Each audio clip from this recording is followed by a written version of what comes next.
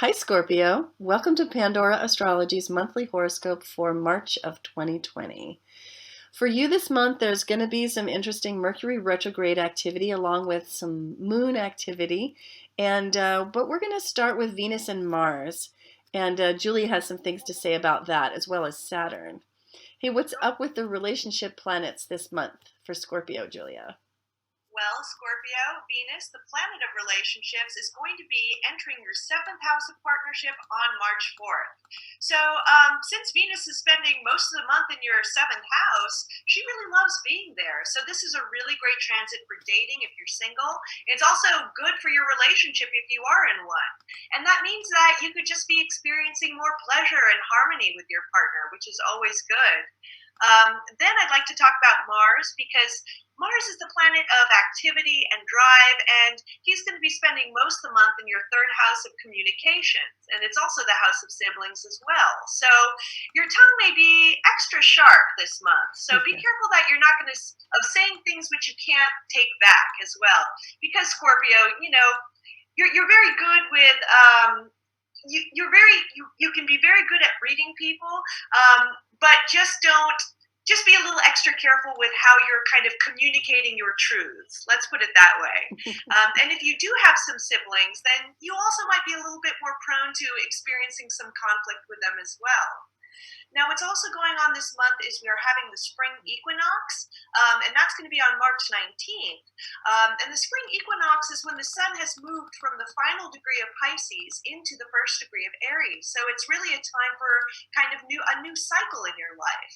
And that's going to correlate with your sixth house of routine. So this could be a great time to initiate a new cycle of organization or beginning some new healthy habits. And it's a great time for spring cleaning too. Now, the final planet I want to talk about is Saturn. And Saturn, it shifts houses very infrequently, not like all the other planets. So Saturn is going to be going into your fourth house on March 21st, and that's the house of family and home. Now, throughout the year, Saturn's going to be going back and forth between Aquarius and Capricorn, but for this time being, as he's focused on your fourth house, wherever we have Saturn is where we might experience some frustrations and some blockages. So you may have more responsibilities with your family during this transit, and that might not be very lighthearted. It might add some sort of seriousness to like the home front, like maybe taking care of someone or being responsible in some other way. But Saturn is also about examining things as well. So you could be much more serious about your home and personal life, which may end up sort of helping you to lay the foundation for you to create a home life which is really structured and supportive and lasting, because Saturn is also a planet about manifestation as well. And what else is happening this month, Jamie, for Scorpio? Oh, well, we begin the month with Mercury in retrograde, and that's never fun. Nobody likes it. Not the best time. It's in your fifth house, Scorpio, of creativity, of fun, of play. So things may have ground to a halt in that area, and you may feel like you need to go back to something earlier, clean up something earlier, particularly because Mercury is retrograding back into Aquarius, and that happens on March 4th. And that is, as Julia mentioned, the house of home, of family, and that means the home that you live in, like physically, but also the home that you came from, your sense of home, the family members that you share it with. There may be something that needs to be communicated in your home that will make way for your creativity, your self-expression, and it's possible that Mercury will reveal that to you while it's retrograded into Aquarius. So that would be between March 4th and March 9th, which is when Mercury turns direct. Woohoo! It's so much nicer. And so there it is, direct. It's March 11th, and there's still then a couple of more days while Mercury is in your fourth house, giving you a chance to straighten out those conversations, clear those old communications, possibly do some organizing because Mercury really likes to do that too. Or maybe set up that craft room. That might be what this is all about. Like you've been wanting to set up a craft room or a music studio in your home. And this could be exactly the Mercury retrograde period when you actually do it. And that would be great because what about room for more of your expression? Sounds awesome, right? Bathing in some music. Wow, that sounds wonderful. Okay, so the thing is also on March 9th, there's another thing that's going on the same day, and that is a full moon in Virgo, and that falls in your 11th and 5th houses. The Sun and Neptune in Pisces in your 5th house have really been like a siren song calling you towards your creativity. And like I said, bathing in music, and that might be a little aphasic, sort of mixing my modalities there. Music is not usually something that we bathe in, but if you love music, you probably know what I'm talking about. So this Neptune in the 5th house, and it's going to be in your 5th house for a very long time, that the sun is plugging into is so deeply creative and imaginative. And this full moon could really awaken that. But you have to also be aware that there might be some critiquing coming from your friends that actually deals you an ego blow or triggers you to get better. And that's really what I'd like to see it do, is to trigger you to get better with your creativity. So there's that Virgo full moon there in the 11th house. Um, and I think that, the phrase that we came up with for this full moon and the way that it interacts with Mercury retrograde is coming out of the fog. And paradoxically, for you, Scorpio, it might be a fog you don't even really want to come out of. If it's a creative fog and you've enjoyed being lost in this creative fog, then you might not even want to come out of it. But coming out of it will enable you to move forward and better your creativity. And that probably is a pretty wonderful thing overall.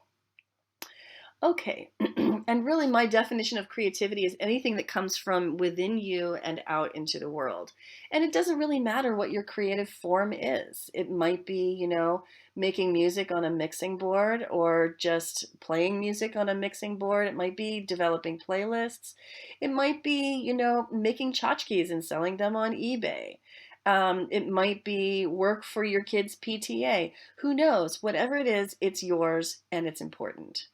And your imagination there is really important too. So there's another moon coming later in the month, and that is the moon at 4 degrees of Aries. And it happens after the equinox that Julia talked about, that time of rebirth and renewal. And right here it is on the 24th, the sun and the moon together in Aries with Chiron nestled between them. And this is in your 6th house, which is the arena of work.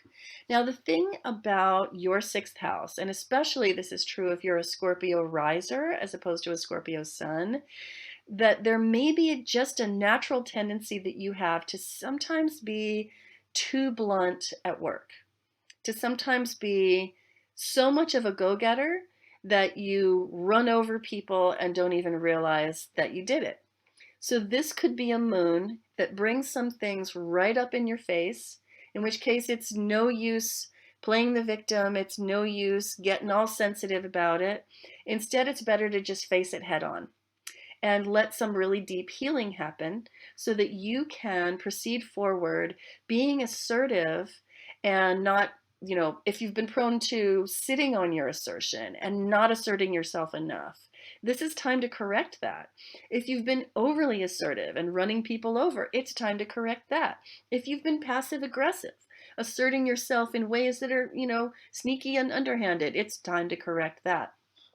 And have a powerful healing so that you can feel like the force of nature really that you're meant to be in your job. and so that you can advance and get over those damn blocks that tend to happen there. So I think that is going to be a powerful moon for you. We have said a lot more about both of these moons in videos that are found in our March 2020 playlist. That new moon in Aries, springtime is for healing, is what that one's called. And then the full moon in Virgo, we're calling that coming out of the fog. So you can find out a lot more over there. And if you were thinking of a reading this month, I would say look no further than a family soul group reading or a child reading, because of the activity in your fourth house having to do with home and Saturn moving in there, pretty much suggesting that your home life might feel like work for some time to come. And it's good to get into that work early and accept it and begin to put your effort into it, because that is when results start to come, and that is very encouraging. So if you want support on that, Julia and I are completely ready and excited to see you for a family soul group reading or a star child reading, because we really love to do those. Those are so fun. And goodness, I think that's all we have for you today. You know, you can always find our horoscopes here on our YouTube channel, Pandora Astrology, organized by month, and on our website at pandoraastrology.com/horoscope. And if this is your sun sign, Scorpio, then you should go find your rising sign horoscope, because it's going to work so much better for you. And we'll see you around the cosmos, Scorpio. Bye.